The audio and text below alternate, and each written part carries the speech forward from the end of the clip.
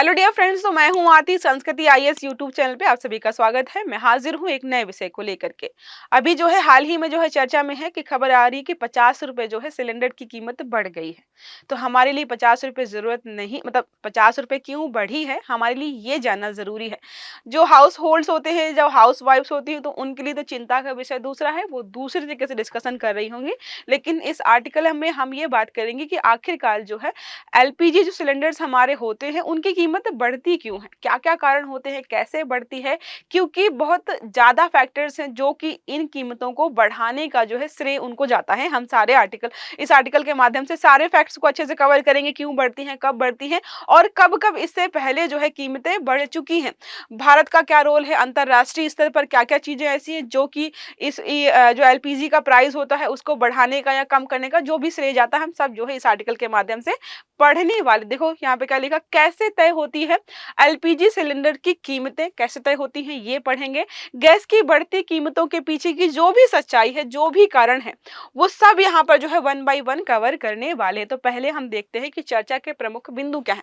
तो क्या है, 8 अप्रैल 2025 को घरेलू जो एलपीजी सिलेंडर है इसमें जो है 50 रुपए की बढ़ोतरी हुई है। हमें लग सकता है 50 रुपए क्या है, 50 रुपए की बढ़ोतरी हुई है। मान के चलिए कि जो ज्वाइंट फैमिली है, तो यहाँ पर एक अनुमान लगाया गया है कि एक साल में 600 से 1200 रुपए तक अधिक जो है एक परिवार को पे करने पड़ेंगे, क्योंकि प्राइस जो है बढ़ गया है। ठीक है, तो ये प्राइस बढ़ने से जो है जो मिडिल क्लास फैमिली है या जो भी ज्यादातर घर पे एलपीजी का इस्तेमाल करके खाना बनाते हैं वो ज्यादा प्रभावित होने वाले हैं।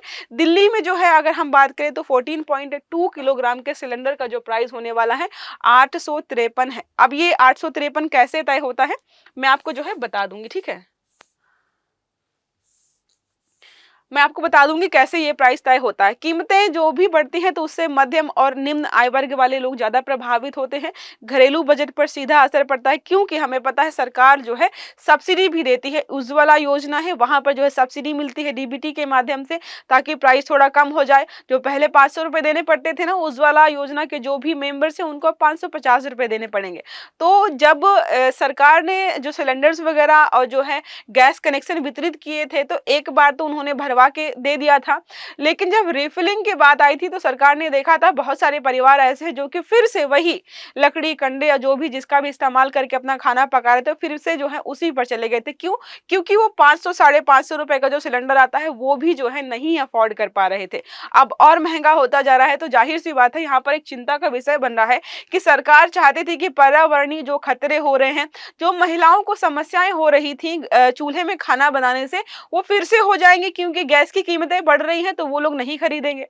जो अच्छे खासी फैमिली के तो पहले भी खरीद रहे थे, खुद के उनके पास खुद का कनेक्शन था, उनके लिए सरकार ने योजना चलाई ही नहीं थी। जो निम्न आय वर्ग वाले या मध्यम आय वर्ग वाले लोग हैं उनके लिए योजना थी, और इस योजना का बेनिफिट उन्हें नहीं मिलेगा अगर कीमतें ऐसी ही बढ़ती रहेंगी। इसके बहुत सारे कारण हैं। अंतरराष्ट्रीय बाजार में कच्चे तेल की जो सप्लाई है वो कम हो गई है, प्राइस बढ़ गए हैं। साथ में जो है डॉलर के मुकाबले हमारा रुपए भी कमजोर हो गया है। सरकार की नीतियां और सब्सिडी की समस्या समीक्षा भी जो है हमें यहाँ पे करनी पड़ेगी, और सरकार को देखना पड़ेगा कि जो भी सब्सिडी दे रही है उससे लोगों को फायदा हो रहा है कि नहीं हो रहा है।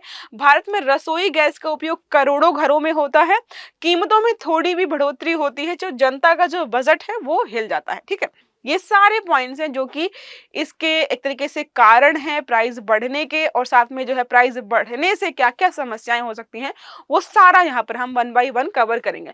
पहला अगर हम बात करें कि जब भी एलपीजी सिलेंडर्स का मूल्य निर्धारित होता है उसके पीछे क्या क्या की फैक्टर्स होते हैं। पहले हम देखते हैं क्रूड ऑयल्स की कीमतें क्या हैं, डॉलर रुपए एक्सचेंज रेट क्या चल रहा है, क्योंकि हमें जो है ज्यादा रुपए या ज्यादा डॉलर देने पड़ेंगे तो एक्सचेंज रेट जो है वो भी पे करनी पड़ेगी, तो पैसे ज्यादा लगते हैं।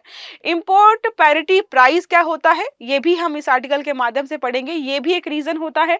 ट्रांसपोर्टेशन कॉस्ट होता है, इंश्योरेंस भी लगता है, ड्यूटी और टैक्स भी लगता है, क्योंकि हम इंपोर्ट करके लाते हैं तो इंपोर्ट वगैरह टैक्स भी, यहाँ इंपोर्ट जो शुल्क वगैरह होता है वो भी हमें पे करना पड़ता है। मार्केटिंग बॉटलिंग मतलब जो है वहां से इंपोर्ट करके जो है सिलेंडर्स में भरते हैं उसका कॉस्ट भी लगता है, और डीलर मार्जिन। ये सारे रीजंस हैं जो तय करते हैं कि किसी सिलेंडर की कीमत यहाँ पर कितनी होने वाली है।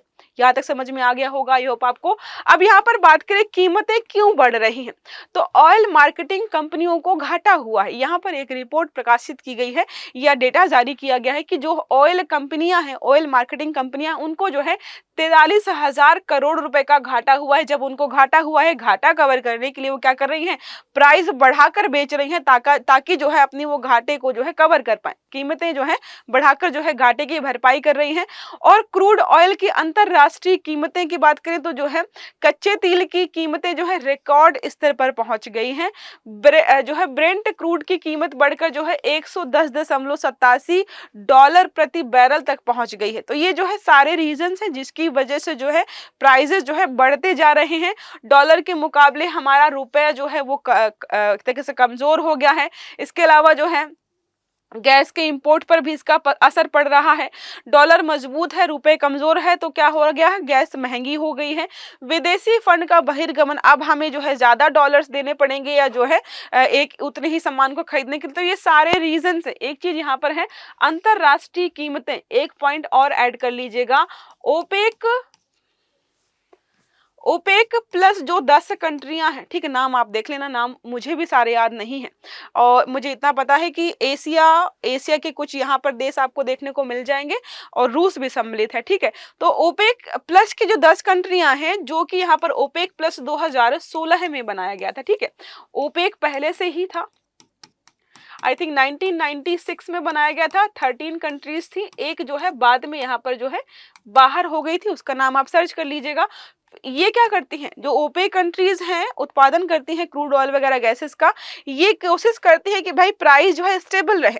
2016 में ये आए और उन्होंने बोला कि हम जो है जो भी मार्केट में प्राइस ऊपर नीचे जाता है वो सारा ओपेक प्लस की वजह से जाता है। ये क्या करते हैं, ये जो है उत्पादन घटा देते हैं। जब उत्पादन घटा देंगे, सप्लाई उतनी ही है, डिमांड बढ़ जाएगी, तो प्राइसेस जो है मार्केट में बढ़ जाते हैं। और ओपेक प्लस ने जो है ये तय कर रखा है कि हम जो है क्या करेंगे, उत्पादन करेंगे ही नहीं, जिसकी वजह से जो है प्राइसेस यहां पर बढ़ते हमें दिखाई दे रहे हैं। अब यहां पर बात करें घरेलू लागत और टैक्स की, तो विदेशों में जो चल रहा है तो चल ही रहा है, घर पे भी तो यहाँ पर जो है चीजें अलग तरीके से चल रही हैं। ढुलाई हो गया, डीलर कमीशन हो गया, बॉटलिंग मतलब समझ में आ गया होगा। बॉटलिंग मतलब जो है हम जब वहां पे जो है बड़े बड़े कंटेनर्स में भरकर लाते हैं, तो बॉटलिंग के लिए बड़े छोटे छोटे स्टोरेज हाउस होते हैं जहां पर जो है गैस को नाप तौल कर जो है सिलेंडर्स में भरा जाता है, तो उसकी भी कॉस्ट आती है। बॉटलिंग हो गया, मार्केटिंग कॉस्ट हो गया, जो है जीएसटी लगता है, कस्टम ड्यूटी लगता है। जब भी हम इंपोर्ट करके लाते हैं तो आयात शुल्क वहां पर लगता ही लगता है। पोर्ट चार्ज भी लगता है, जब भी हम जो है बंदरगाह पर उतारते हैं जो भी चीज, उसके लिए हमें पैसा देना होता है। हर राज्य में टैक्स अलग अलग है, इसीलिए हम देखते हैं कि हर राज्य में जो है एलपीजी सिलेंडर्स की कीमत भी अलग अलग होती है। दिल्ली में 853 का आपको मिलने वाला है, कोलकाता में 879 का है, मुंबई में 852.50 का है, पटना में 951 का है, श्रीनगर में 969 का आपको ये देखने को मिल जाएगा, ठीक है। तो अलग अलग राज्यों में जो है इनकी कीमतें भी अलग अलग होती हैं। अब यहाँ पे बात करते हैं कि हमें 853 का दिल्ली में ये सिलेंडर मिल रहा है 14.2 किलोग्राम का, कैसे तय हुआ कि इतने का ही मिलेगा।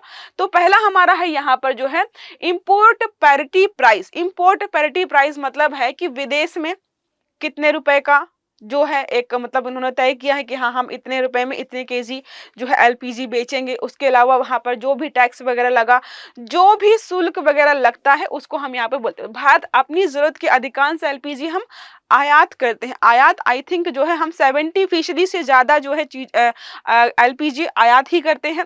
आईपीपी में बात करें तो इंटरनेशनल जो है एलपीजी प्राइस में क्या क्या सम्मिलित होता है, सऊदी अरामको जो है एक है जो कि बेंचमार्क एक तरीके से तय करता है कि कितने रुपए में जो है हम यहाँ पर जो है इसको बेचने वाले हैं या प्राइस क्या रहने वाला है। अब मान लीजिए जो है इसने तय किया कि 800 रुपए, ठीक है।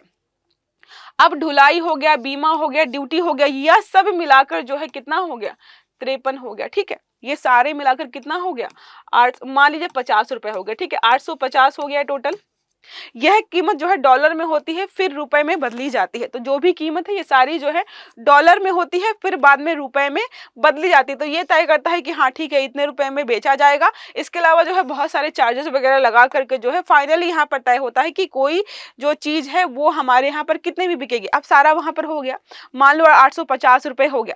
अब जब जो है भारत में लेकर के आएंगे तो इम्पोर्ट ड्यूटी लगेगी, उसके अलावा जो है बॉटलिंग में चार्जेस लगेंगे, उसके अलावा जो है मतलब अन्य प्रकार के बहुत सारे चीजें जो है वो सारी जुड़ती जाती हैं और चीज जो है 100 रुपए की जो है वो 500 रुपए की हो जाती है। सऊदी अरामको बेंचमार्क की बात करें तो भारत में एलपीजी की कीमतें जो भी है ये सारी जो है इसी आधार पर तय की जाती हैं। सऊदी अरामको अंतरराष्ट्रीय एलपीजी मूल्य का प्रमुख बेंचमार्क सेट करता है कि कितने रुपए में बेची जाएंगी।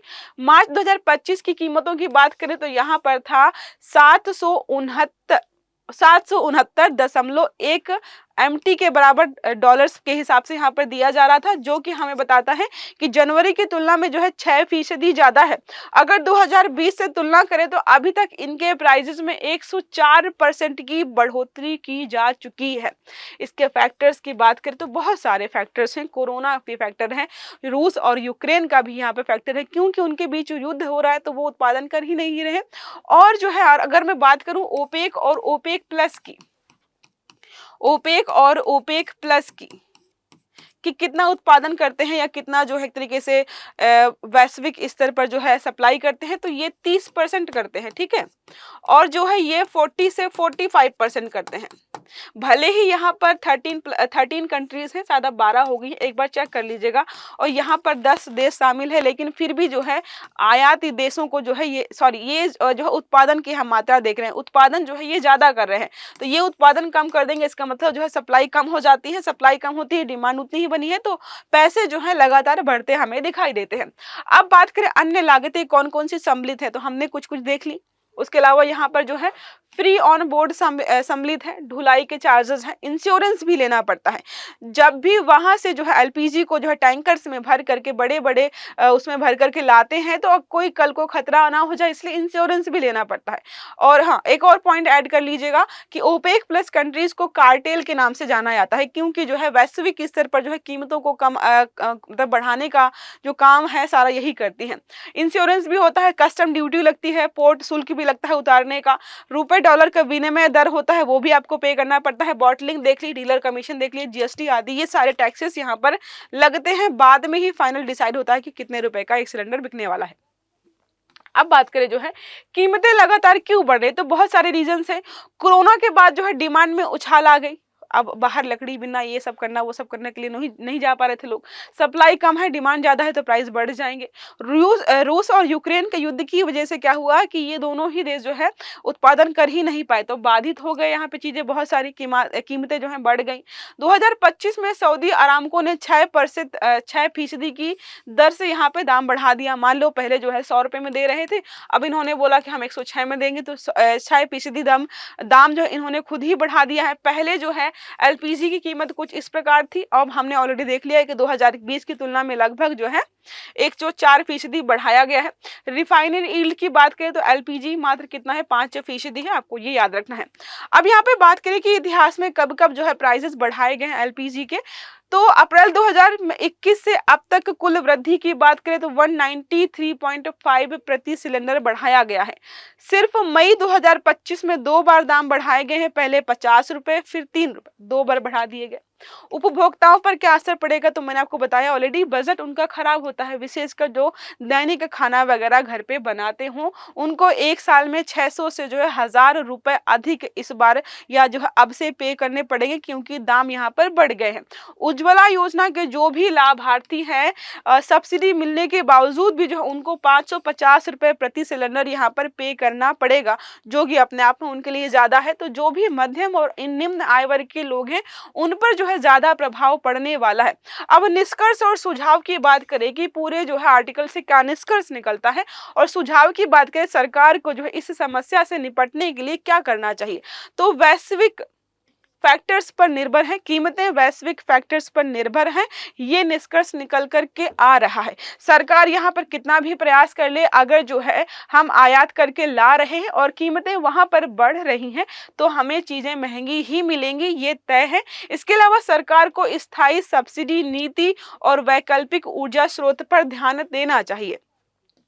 तो सरकार को जो है, सरकार ने अगर प्राइस फिक्स कर रखा है कि भाई इतनी सब्सिडी देंगे, तो उनको क्या करें, प्रतिशत के हिसाब से सब्सिडी देनी चाहिए, ताकि जैसे ही प्राइस बढ़ेगा प्रतिशत बढ़ जाएगा तो लोगों को जितनी राहत पहले मिल रही थी उतनी ही मिलती रहेगी।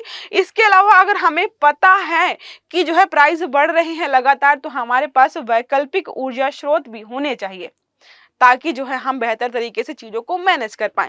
उपभोक्ताओं को स्मार्ट उपयोग और गैस बचाव की आदत अपनानी चाहिए। इंडक्शन वगैरह ले आइए, चाय बनाना है, दूध उबालना है, पानी गर्म करना है, बहुत सारे ऐसे काम होते हैं जो आपकी बिजली से ही हो जाएंगे।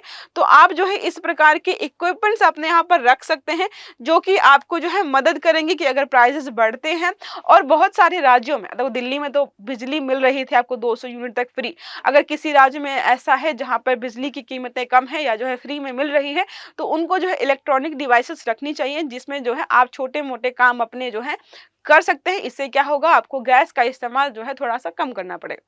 ये रहा सारा आर्टिकल। आई होप आपको समझ में आ गया होगा कि एलपीजी जो गैस सिलेंडर्स होते हैं उनकी कीमतें कैसे तय होती हैं, कैसे बढ़ती हैं और क्यों बढ़ रही हैं, और इसको जो है मैनेज करने के लिए सरकार को किस प्रकार की योजना या किस प्रकार की नीतियों को अपनाना चाहिए, वो सारा मैंने आपको यहाँ पर समझा दिया है। तो अगर क्लास समझ में आई है तो वीडियो को लाइक जरूर करिएगा, चैनल को सब्सक्राइब करके जाइएगा, ताकि जितने भी हमारे वीडियो हैं सारे समय पर मिलते रहें। अच्छे से पढ़िएगा। Have a good day. Thank you.